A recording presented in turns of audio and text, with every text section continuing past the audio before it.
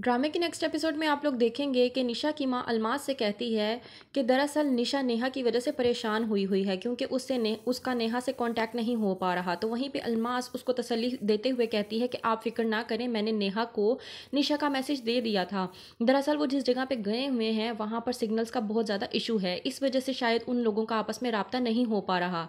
ये कह के अलमास एक छोटा सा गिफ्ट उसके हाथ में देती है और कहती है कि ये छोटा सा गिफ्ट मेरी तरफ से निशा के लिए। निशा की माँ कहती है इसका मतलब तो ये हुआ कि आप बारात पर नहीं आएंगी। अलमास कहती है कि ऐसी बात नहीं है, वैसे तो अमूमन बात यह है कि मैं जिनका भी रिश्ता करवाती हूँ मैं उनकी शादी पे हरगिज़ नहीं जाती, लेकिन यहाँ पे बात निशा की थी तो यहाँ पे मेरा आना बनता था, लेकिन बात कुछ और हो गई है। आप जानती हैं कि एक छोटा सा मसला क्रिएट हो गया है जिसकी वजह से मेरे लिए ज़रा मुश्किल होगी।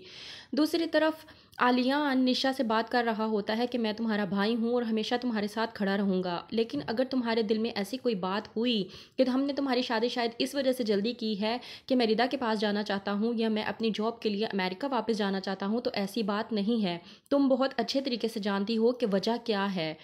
यहाँ पर जब आते हैं आसिम और नेहा तो उसे पता चलता है सुंबुल की तरफ से कि उसकी माँ वापस घर चली गई है। नेहा पूछती है कि वो क्यों चली गई।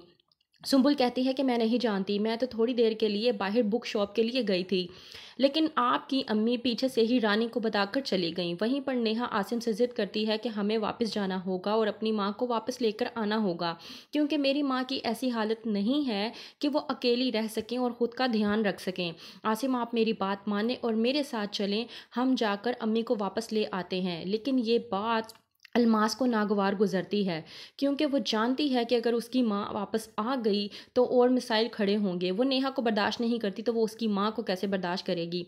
यहाँ पर निशा साद का इंतज़ार करते करते सो जाती है, लेकिन साद पार्टीज़ में मसरूफ़, शराब वगैरह पीने में मसरूफ़ होता है, जिसकी वजह से वो जल्दी नहीं आता। लेकिन जब वो घर वापस आता है तो देखता है कि निशा बड़े आराम से सोई हुई है और ये बात उसको नागवार गुजरती है। एक तो वो पहले से ही नशा करके आया होता है और दूसरा उसके साथ बदतमीज़ी करता है। तो क्या होगा आगे देखते रहिए ड्रामा सीरियल दाव।